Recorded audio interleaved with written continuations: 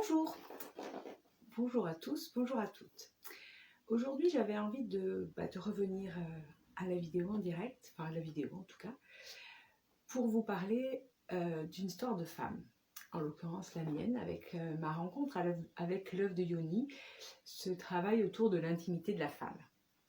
Alors, on en entend beaucoup parler.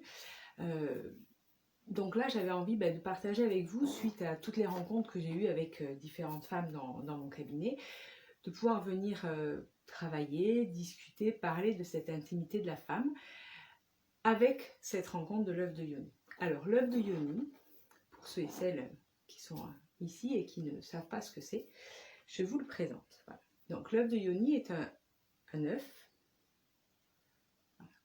en pierre, ce qu'on appelle les pierres semi-précieuses. Donc ça peut être le quartz rose, ça peut être le cristal de roche, moi il est en jaspe, ça peut être en jade. Voilà, c'est un travail autour de l'intimité de la femme pour se réapproprier notre intérieur. Donc il y a tout un côté symbolique, énergétique, au travers des qualités de la pierre qui vient nous nourrir, nous nettoyer en profondeur, et tout un travail aussi autour de notre acceptation de notre féminité, de notre sexe, comment il marche, comment il fonctionne. Donc c'est vraiment un travail autour de cette intimité, nous les femmes. La première des choses, c'est important à travers tout le travail que j'ai mis en place, que je vous ai partagé sur le périnée, le clitoris, donc cette intimité qui est vivante, qui est pleine d'énergie, et que très souvent, nous femmes, on s'oublie. On oublie d'en prendre soin, on le met de côté, alors on s'en sert quand même un peu, ça fait du bien, mais parfois on laisse notre partenaire nous laisser découvrir cette intimité, et c'est important de se le réapproprier pour après pouvoir le partager avec notre partenaire. Voilà, donc c'est tout ce travail important de cette intimité que j'avais envie de partager avec vous aujourd'hui à travers cette rencontre de l'œuvre de Yoni. Donc on en entend parler, qu'est-ce que c'est, comment ça marche, à quoi ça sert, voilà un petit peu le discours d'aujourd'hui, très dans l'intime. Donc l'œuf de Yoni est un œuf de pierre effectivement qui est là pour être inséré au niveau vaginal. Vraiment pour venir nourrir notre yoni. La yoni, c'est le terme au niveau du Tao pour indiquer le sexe et la puissance du sexe de la femme. Donc avec le travail de l'œuf de Yoni, on vient travailler sur le périnée notamment et sur les réparations intérieures.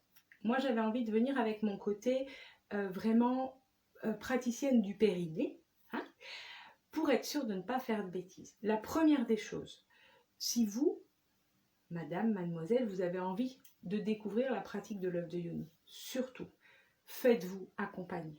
C'est fondamental, me semble-t-il. Moi, j'ai eu la chance de rencontrer sur un atelier avec une sexothérapeute sur Bordeaux qui nous a accompagnés à découvrir cette pratique, parce que seules des angoisses, des bouffées, des montées d'angoisse peuvent arriver et on peut se retrouver complètement démunis face à cette rencontre.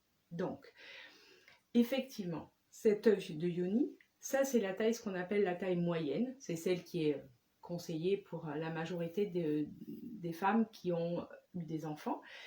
Pour celles qui ont effectivement une grosse fragilité au niveau périnéal, la grande taille peut être conseillée pour maintenir au niveau périnée, et pour celles qui n'ont jamais enfanté et qui ont un périnée très tonique, ça peut être la petite taille. Mais là, chacune va y aller de son ressenti, parce que l'important c'est votre ressenti. L'important aussi dans cette œuvre de Yoni, parce qu'il se dit des choses, parce qu'on en entend beaucoup parler, ça devient très vulgarisé, on va dire ça, par rapport au travail du périnée. Et c'est important d'en parler, mais c'est aussi important de faire attention.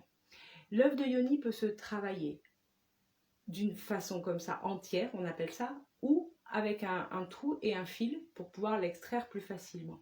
Libre à chacune de vivre ce qu'elle a envie de vivre. Mais ce qui est important, c'est que l'œuf de Yoni est là pour venir travailler et stimuler au niveau du périnée, mais pas pour le brutaliser, notre périnée. Donc c'est important parce que une fois que notre œuf est inséré, l'important c'est de travailler sur un temps de méditation, de conscience, de ce que ça vient réveiller au niveau de notre vagin pour venir réveiller toutes ces énergies, ces propriétés, ce nettoyage qui s'enclenche. Et après, le moment important aussi, alors je suis désolée, je vais aller dans les détails, que les choses soient claires. Là, c'est important d'aller travailler dans notre intimité. Il y a ce moment d'extraction de l'œuf de yoni qui est fondamental pour ne pas venir brutaliser le périnée. C'est là où le travail avec un œuf de yoni qui a une ficelle, donc qui se permet de se retirer avec la ficelle tel un tampon hygiénique, peut être sécurisant au niveau de notre mental, par contre peut être très agressif au niveau de notre périnée. Si au moment de cette extraction, ce moment où on vient récupérer, accueillir notre œuf de yoni, une fois que le temps de travail est terminé, qui peut être un quart d'heure, ça suffit, c'est pas la peine de le garder des heures, hein, notre œuf de yoni, je vais revenir pourquoi après. Le temps d'accueil, de retour de cet œuf de yoni est fondamental pour aller travailler le lâcher-prise dans le périnée. Parce que le périnée est important au travail de la tonicité, tout le travail que je vous ai expliqué sur les différentes vidéos précédentes, mais il est aussi fondamental de travailler sur le lâcher-prise au niveau de ce périnée. Donc, au moment de l'accueil, du retour de notre œuf, c'est important de le travailler avec un périnée qui se détend. Or, s'il y a une sensation de peur, d'angoisse qui monte, on se retrouve avec un périnée extratonique, parce qu'on a peur, donc on ferme tout. Et de l'autre côté, on veut tirer pour sortir son œuf, on se dit « oh là là, oh là là, oh là là ». Non, non. Et là, du coup, on vient accentuer et aggraver la problématique du périnée. Donc maintenant, comment ça fonctionne? Si on place notre œuf, donc au niveau vaginal, on prend le temps d'accueillir ce qui se passe, on se laisse remplir par ces émotions que ça vient réveiller et par ces sensations. Ça vient être porté par le périnée. D'où l'importance aussi de ne pas laisser notre œuf de yoni trop longtemps pour attendre qu'il redescende. Parce que si notre œuf de yoni reste en place, c'est par le périnée. D'accord? Une fois que le périnée, si jamais votre œuf de yoni redescend naturellement, c'est que le périnée n'est pas assez tonique. Or, on n'est pas là pour lâcher, pour faire tomber notre œuf, on est là pour maintenir. Une fois qu'on a maintenu, en conscience, on provoque la descente et on vient accueillir notre périnée. On vient accueillir notre œuf de yoni avec le lâcher du périnée. C'est important cette sensation-là et c'est important d'avoir ça en conscience quand vous allez mettre en place cette pratique, qu'elle vous convienne, si vous avez envie de la découvrir. Ce qui est important aussi, c'est d'enlever certaines croyances. On peut très bien travailler notre périnée avec tous les différents exercices que je vous ai proposés sur les autres vidéos, sans notre œuf de yoni. L'œuf de yoni est une aide qui peut venir soutenir effectivement ce travail en interne. Mais il n'est pas nécessaire de passer par l'œuf de yoni pour avoir un périnée tonique à l'intérieur. Donc l'œuf de yoni, c'est un plus. Une fois que l'œuf de yoni est inséré, il existe des exercices qu'on peut faire aussi sans l'œuf de yoni en interne, sur le travail de serrer au niveau du périnée, de jouer sur le périnée en avant, sur le périnée en arrière, sur le côté à droite, sur le côté à gauche, ce que j'appelle le niveau geisha professionnel, quand on joue au flipper, tic devant, tic derrière, tic côté. Mais ça, on peut aussi le travailler sans l'œuf. Donc l'œuf a l'intérêt et l'importance de la propriété de la pierre qui vient faire un travail énergétique, première des choses, et une sensation en interne, donc de notre périnée, par l'intérieur et non par l'extérieur. En ça, il est intéressant. Mais c'est fondamental d'être à votre écoute et d'être accompagné. Une fois que l'œuf de yoni est en place, il se place directement comme s'il venait se lever dans un endroit qui est le sien. Il n'y a aucun risque pour que l'œuf de yoni remonte dans notre corps sans limite. Le col de l'utérus est là pour fermer, donc il n'y a aucun risque. Une fois que l'œuf de yoni est inséré, il prend sa place, il fait son travail.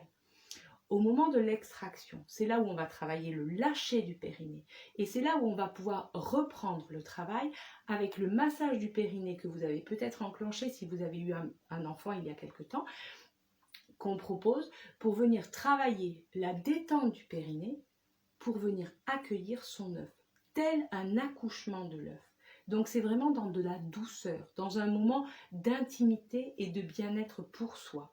Mais avec ce travail interne pour venir libérer, détendre les tensions du périnée, qui sont en fait le reflet de toutes nos tensions. C'est en ça aussi où il est important ce travail et où il peut être vraiment extraordinaire. Et une fois que l'œuf est accueilli, on le nettoie, on prend un temps de repos et c'est ok. Mais c'est fondamental d'être en conscience au moment de l'accueil, une fois que l'œuf est en place, de prendre ce temps de méditation. On n'est pas là pour aller faire la cuisine, non, on prend un temps pour accueillir toutes les sensations et on prend le temps pour venir le chercher avec ce travail de massage du périnée s'il y a besoin, pour venir le sortir. Mais surtout, faites-vous accompagner. Le fait d'être avec la ficelle peut rassurer, je redis. Mais si on tire sur un périnée qui est en contraction, on vient lui faire mal. Et en ça, c'est vraiment pas ok. L'œuf, il est là pour venir stimuler, il n'est pas venir là pour violenter notre périnée. Voilà. Tout le travail de l'œuf doit prendre le temps. Une fois que vous avez choisi votre œuf, en lien avec l'accompagnante ou l'accompagnant avec qui vous êtes, quelle que soit la pierre, il suffit aussi juste de le poser sur son corps, sur son centre, pour laisser la pierre travailler. Si le travail en interne n'est pas ok pour vous, la pierre, elle travaille quand même. Vous pouvez la laisser aussi à côté, derrière à votre oreiller. Voilà, autorisez-vous ce chemin et ce temps de rencontre avec votre œuf. C'est fondamental. Voilà, c'était des choses importantes. Comme toujours, si vous avez des questions, des envies de partage, ben je me tiens à votre disposition par Messenger ou par texto ou par coup de téléphone. Vous avez tous les coordonnées sur le site qui est au-dessus de la vidéo. Et voilà, bientôt des cercles de femmes en visio, en tout cas, vont se mettre en place, que j'ai appelé à fleur de femmes, pour pouvoir justement partager autour de notre intimité, notre sexualité, jusqu'à la ménopause aussi, un grand sujet qui est en train d'être travaillé pour pouvoir accompagner chacune de nous vers ce chemin d'un nouveau cycle. Ce n'est pas la fin, c'est juste un nouveau cycle. Mais ça, on en parlera sur de nouvelles vidéos et sur des cercles en visio que je vais bientôt vous proposer et auxquels vous serez bien sûr les bienvenus, mesdames et mesdemoiselles. Sur ce, je vous souhaite une belle journée avec beaucoup de douceur. Prenez soin de vous dans ces temps un petit peu mouvementé, dur au niveau énergétique. Juste de vous ressourcer et de vous faire du bien. Prenez soin de vous et de votre intimité, bien sûr. À bientôt, belle journée. Ciao, ciao. Alors, je ne sais plus comment je peux faire pour finir. Ah, ça y est. Bientôt. Hop, ça ne veut pas marcher. Il ne veut pas, je vous quitte. Ça y est. Ciao.